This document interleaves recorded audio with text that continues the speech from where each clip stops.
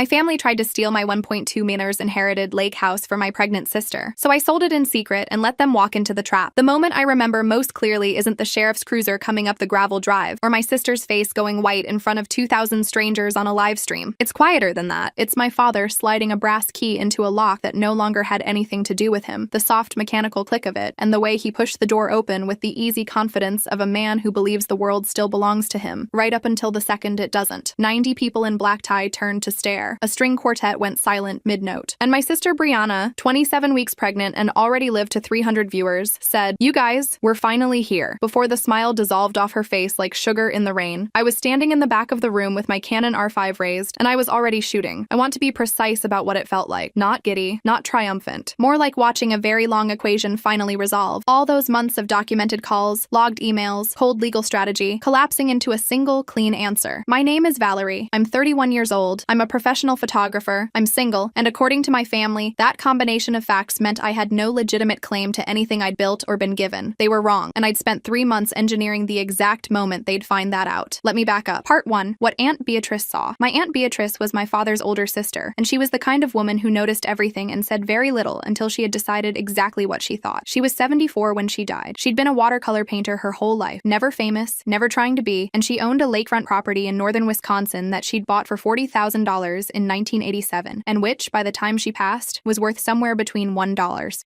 and $1.3 million depending on who you asked and how much they wanted the number to hurt. I started visiting her when I was 23. No particular reason. I'd just gotten my first real camera, a secondhand Nikon that I'd saved up for over 7 months working double shifts at a coffee shop, and someone had mentioned the light over the lake in the early morning was something worth photographing. They were right. The first time I drove up there, 4 hours from Chicago alone in a Honda Civic that made a sound like a dying lawnmower every time I hit 60, Aunt Beatrice opened the door, looked at me for a long moment and said, "You've got your grandmother's eyes. Come in." I made soup. That was the beginning. For 8 years, I drove up almost every weekend I could manage. The Civic eventually gave out, and I replaced it with a used Subaru. My photography business grew from girl with a camera at weddings to a legitimate commercial operation with roster clients, and I shot a lot of it on that lake. The morning fog, the ice in February, the way the water turned the color of a peach at golden hour while Aunt Beatrice sat on the deck with her watercolors, and we talked. We talked about real things. Not weather, not family gossip. About what we regretted and what we didn't. About what it felt like to make something with your hands. About loneliness and independence and what you owe the people who made you versus what you owe yourself. She watched me build my business from nothing. She knew what I'd sacrificed. She knew about the years of instant noodles in my drafty Pilsen apartment, the unpaid invoices I'd eaten to keep clients happy, the wedding I'd shot 3 days after I had my wisdom teeth out because I couldn't afford to cancel. She also watched Brianna. My sister is 2 years younger than me and has a talent I genuinely respect. She has never, not once in her adult life, made anything harder than it needed to be. Our parents paid for her college, her wedding, both of her cars. When she needed a career, she became a lifestyle influencer, which, to give her credit, suited her perfectly. She had 20,000 followers on Instagram who believed she lived a charmed, soft-focused life full of linen tablecloths and farmers' market flowers. She visited Aunt Beatrice's lake house exactly once. In the summer, I was 26. She spent 45 minutes complaining about the Wi-Fi. She took 17 selfies on the dock with the lake as backdrop, posted them with the caption "Summer Magic" and approximately zero mention of whose property she was on, then left before dinner. Aunt Beatrice watched her go from the kitchen window. She didn't say anything. She didn't need to. Part 2. The will, the video, and the emails. Aunt Beatrice died on a Tuesday in March. I'd been there the week before, and she'd seemed tired but clear-eyed. We'd sat on the deck even though it was cold enough to see our breath, wrapped in quilts. And she'd said, "You know what I like about you, Val? You showed up. That's the whole thing. That's all it ever is." I didn't know those were almost the last words she'd say to me. I got the call that Tuesday at 6:15 a.m. I was in my car before I'd finished processing it. The will reading happened 3 weeks later, conducted by her attorney, a cautious, careful man named Robert Fenn, who had handled Beatrice's affairs for over a decade. My parents sat across from me at a conference table in Wausau. My mother had worn her good blazer. Brianna had come too, though she wasn't named in anything, and she kept checking her phone under the table. Robert Fenn read the will, the lake house, the property, the contents, and the remainder of Beatrice's investment accounts to me, Valerie Ann Marsh, in full. My mother's jaw dropped. I watched it happen, physically drop, like a counterweight had been cut. Then Robert Fenn cleared his throat and said there was also a video. Beatrice had recorded it the morning she died, on her iPad, propped against her coffee mug on the kitchen table. She was in her housecoat. Her hair wasn't done. She looked directly into the camera like she was talking to each of us personally. She said, "Valerie showed up. Every week, for 8 years, she showed up. This house is hers. End of story." 7 sentences. The way she said end of story, flat, final, with zero apology. I've watched that video maybe 40 times since, and it still puts a lump in my throat the size of a fist. My mother was vibrating by the time the playback ended. She kept it together together long enough to get to the parking lot. The email started that same night. Here's what I need you to understand about the email campaign my mother ran over the next 6 weeks. It was organized. She wasn't just venting. She was building a case. Twins are expensive, Valerie. You know Brianna is having twins. You're always traveling. You don't even use the property consistently. Brianna needs stability. You're single. You don't have children. You don't need it the way she does. Selfish isn't a strong enough word for what you're doing. Aunt Beatrice was lonely, and you took advantage of that. A real sister wouldn't even hesitate. You don't need it. I didn't argue back. Not once. I opened a Google Sheet on day 3 and started logging every contact. Date, time, medium, word-for-word content, and a notes column. By the end of week 6, I had documented 47 phone calls, recorded through a call logging app on my phone, fully legal in my state as a one-party consent jurisdiction, transcribed, time-stamped, filed in a folder I labeled simply documentation. The word selfish appeared 31 times across calls and emails. The phrase you don't need it appeared 43 times. The phrase single girl appeared 19 times. My mother's preferred framing for why my life was worth less than Brianna's. On call number 31, my mother said, and I quote from the transcript, "I will find a way to contest that will. Don't think I won't. Robert Fenn is 100 years old and Beatrice wasn't well. We'll say she was coerced." I let her finish. Then I called Robert Fenn and told him everything. Robert Fenn, who had practiced estate law in Wisconsin for 38 years, was not alarmed. He was, if anything, mildly annoyed. He told me the video recording, combined with Beatrice's documented mental competency, she'd had a cognitive assessment just 5 months earlier, made any contest frivolous. He also told me, carefully, that making a false claim of undue influence against a deceased person's clearly stated wishes could have professional consequences for someone who, say, held a real estate license. My mother held a real estate license. I wrote that down. Part 3. Julian. Julian Ashworth came into my life professionally about 4 years ago when I shot the redesign reveal for one of his architectural projects, a converted warehouse near the Milwaukee riverfront that had won 3 regional design awards by the following year. Julian is in his late 50s, silver-haired, and operates in that zone of wealth where he doesn't feel the need to perform it. He wears the same brand of Italian loafer to site visits and charity galas. He speaks in complete sentences and means every word of them. He had grown up in a family with enough old money that he'd never had to hustle, but he'd spent 30 years building his own firm anyway, because he said inherited wealth without personal achievement felt like wearing someone else's suit. I liked him immediately. I'd photographed his projects a dozen times over 4 years. He knew my work. He'd been to the lake once with a small group of architects and designers I'd invited for a late summer shoot, and he'd stood on the deck looking out at the water for a very long time without saying anything. I called him on a Thursday morning in late August, about 6 weeks after the will reading. I told him the situation. I told him I wanted to sell. There was a pause. "What are you asking?" "I had it appraised," I said. "Fair market puts it between $1.1 and $1.3 million.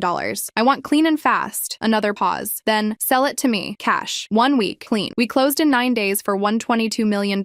His corporate lawyer, a woman named Diana Voss, a former assistant U.S. attorney who had moved into private practice and whose reputation in Wisconsin legal circles was, as Julian described her, she eats opposing counsel for sport, handled all of it. Diana Voss, J.D., University of Chicago, 14 years in private practice after 6 years federal. She was 51, 3 inches shorter than me, and had a way of standing perfectly still while other people talked that made you feel like you were already losing. She reviewed the title, confirmed there were no grounds for a contest given the airtight estate documentation, and processed the transfer. I signed the closing paperwork on a Wednesday afternoon. I did not tell my family. I did not change the locks. My father had a spare key. I had given it to him 2 years earlier when I was doing renovation work and needed someone to check on the contractor. He still had it. I knew he still had it because my mother had referenced Dad's key in one of her emails. I left that key exactly where it was, because Julian was planning an event. Part 4. The banquet. Every November, Julian's firm hosted what they called an acquisition preview, essentially a high-end cocktail reception and dinner for the architects, designers, city planning officials, and real estate investors who made up his professional ecosystem. 90 people, roughly. The kind of gathering where deals got made over champagne and you didn't talk about money directly because you didn't have to. He'd been doing it in Chicago for years. This year, he wanted to do it at the Lake House, his new property acquisition, he said, which he wanted to debut to the right audience before beginning its renovation into a boutique client retreat. The date was set for November 15th. 8 HD security cameras were going in, 3 exterior, 5 interior. Diana Voss would be there because Diana Voss was always at Julian's major professional events. A full catering staff, a string quartet, the works, formal attire. I was hired, officially and contractually, as the event photographer. I mentioned this to my family in the vaguest possible terms, that I was working an event up that way in November. Might be a long day. Then I watched what Brianna was doing online. She had been posting nursery content for weeks. Mood boards, paint swatches. The twins' announcement had gotten her 20,000 new followers. She was at a content peak, and she was milking it. The aesthetic young mother, the woman manifesting her dream home, and increasingly, the lake house. She'd never actually told her followers she owned it. She'd never exactly said it was hers, but she'd been posting throwback photos of the deck, of the dock, of Beatrice's old porch chair chairs. She'd let the implication gather like fog. In her comments, people wrote, "Your lake house is stunning," and she liked every single one. In early October, she texted me, "Hey, working on some content, just need the Wi-Fi password for the house when we come up. Mom has the spare key situation handled but need the network name." My thumbs hovered over the phone for a long moment. "I don't have that handy," I typed. "I'll have to dig it up." Then, 12 days later, Val, doing a surprise live home tour, November 15th. My followers have been asking forever. So excited, can't wait to show the twins' future nursery. November 15th, the exact day of Julian's banquet. I put my phone down on the kitchen table and sat with it for a long time. Then I texted back, "Sounds fun." I didn't mention it to Julian. I didn't need to. I just confirmed my arrival time, double-checked the security camera setup, and went back to work. Part 5. Diana Voss makes a phone call. About a week before the event, I sat down with Diana Voss over coffee at a downtown Milwaukee hotel and laid everything out. The documentation folder. All 47 calls. The transcripts. The email chain. The specific threat to contest the will using fabricated claims of coercion. The detail about my mother's real estate license. Diana listened without interrupting. She had a yellow legal pad and she took 4 lines of notes, which felt like exactly the right amount. "You anticipated trespassing," she said when I finished. "I anticipated them using an old key and treating the property as theirs. And you want to be present. I'm the event photographer. I'll be there professionally regardless." She looked at me for a moment. "Ms. Marsh, you've done good work here." She tapped the documentation folder. "This is better than most of what my own clients bring me. You have recorded evidence of a stated intention to make false legal claims. Depending on how November 15th goes, you may have grounds to pursue more than just a trespass call." "I know," I said. "I'll have someone look into the license situation." She had already made a call to the Wisconsin Department of Safety and Professional Services, the body that oversees real estate licensing in the state, by the time I was back in my car. I know this because she texted me a case file number that afternoon. My mother's real estate license was already under preliminary review for alleged misrepresentation in a separate transaction that a former client had reported months earlier. Diana's call had added context to an existing file. My mother didn't know any of this. She was busy planning her daughter's nursery reveal. Part 6. November 15th. I arrived at 10 a.m. to help with setup. The catering company had come in at 8. White-clothed tables, heavy glassware, trays of canapes under silver domes. The string quartet did a sound check at noon. String lights went up along the deck railing, and the afternoon light off the lake was doing exactly what it always did in November, going copper and low and extraordinary. I shot the empty house first. I always do. There's something about a room before the people arrive that tells you what it really is. This room was warm, beautiful, entirely Julian's now. The art on the walls was his. The furniture was his. Even the Wi-Fi network had been changed. Guests began arriving at 2:15 p.m. By 3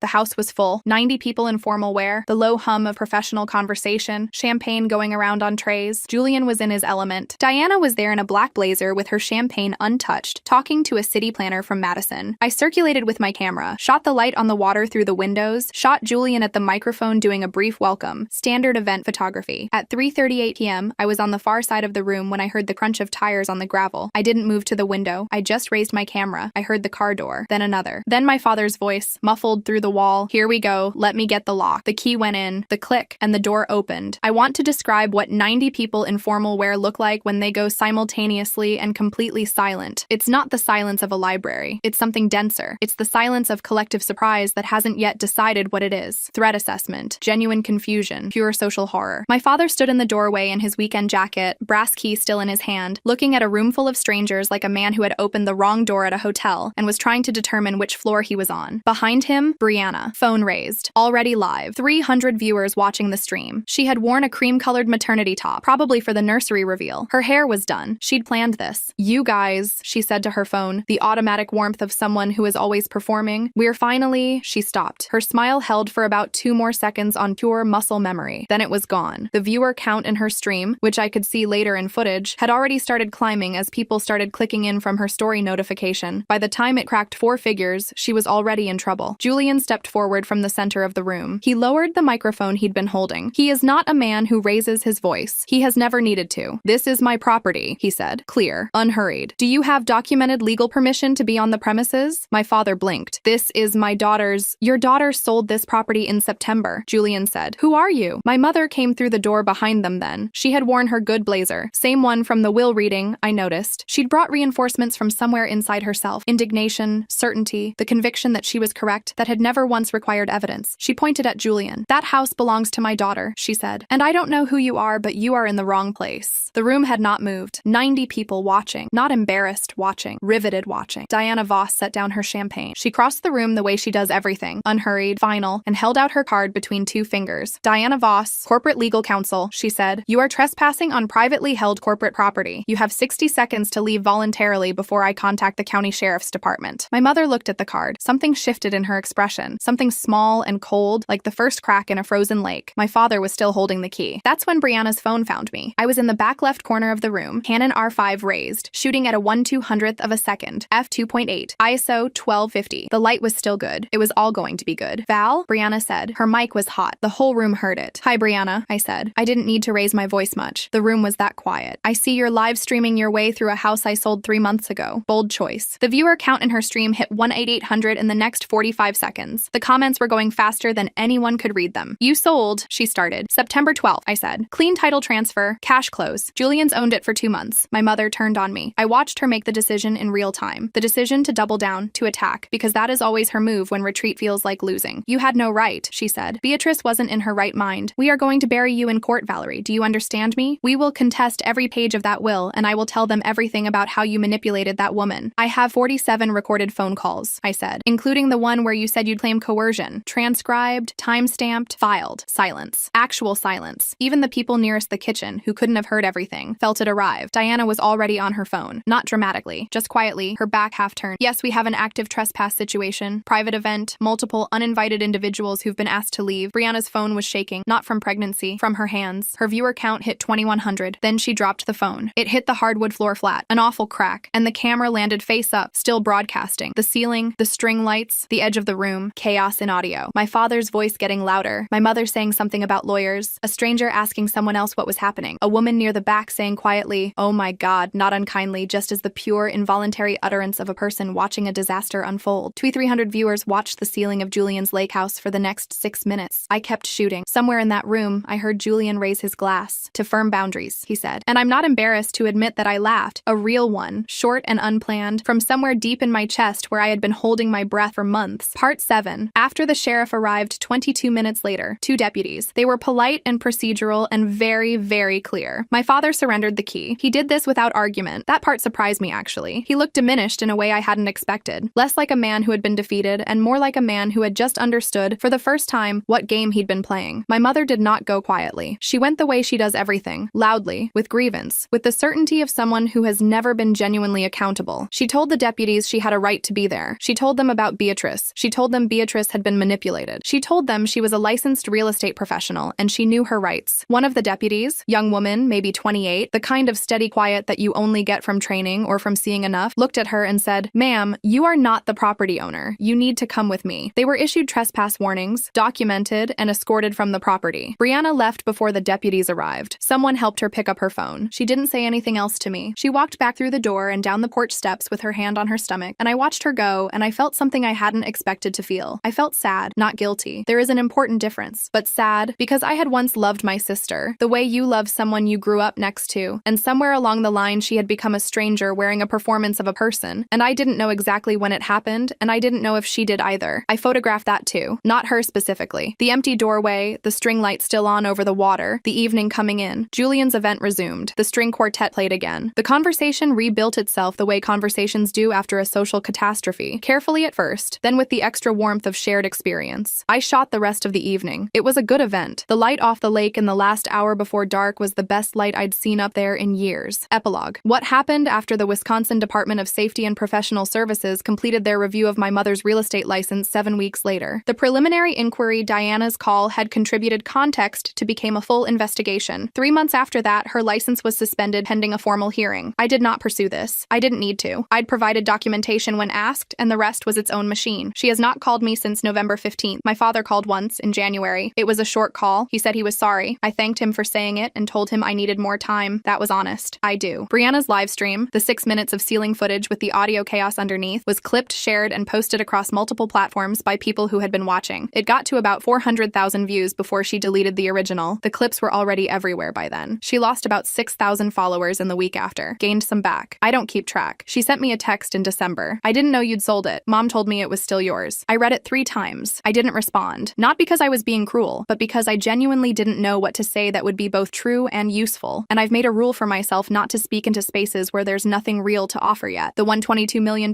minus taxes and transaction costs landed in an account I had opened specifically for what I've started calling, only to my myself, only in my head, the Beatrice Fund. Part of it I reinvested in my business. Proper studio space, equipment upgrades, 2 new associate photographers on contract. Part of it went to a down payment on a place of my own. Not a lake house, not yet, but a solid 1-bedroom in a neighborhood I love with good light in the mornings. The rest is sitting, accruing, waiting to become something I haven't decided on yet. But here's what I think about most. In the quiet parts of the day, I think about that deck. The one where Beatrice and I used to sit as the water went gold. She'd have her watercolors. I'd have my camera. We'd be working and not working, making things and watching things, and she'd say whatever she was thinking without preamble or apology, because she was 74 and had decided that life was too short for preamble. You showed up, she'd said. That's the whole thing. That's all it ever is. I don't own that deck anymore. Someone else does. Julian has big plans for it. A client retreat, a gathering space, something that will make it new. But every time I look at one of my photographs from those mornings, the fog on the water, the light going peach, the edge of Beatrice's easel in the corner of the frame, I know that what I have isn't the house. What I have is the proof that she was right. I showed up. I kept showing up. And in the end, that turned out to be the only thing that mattered.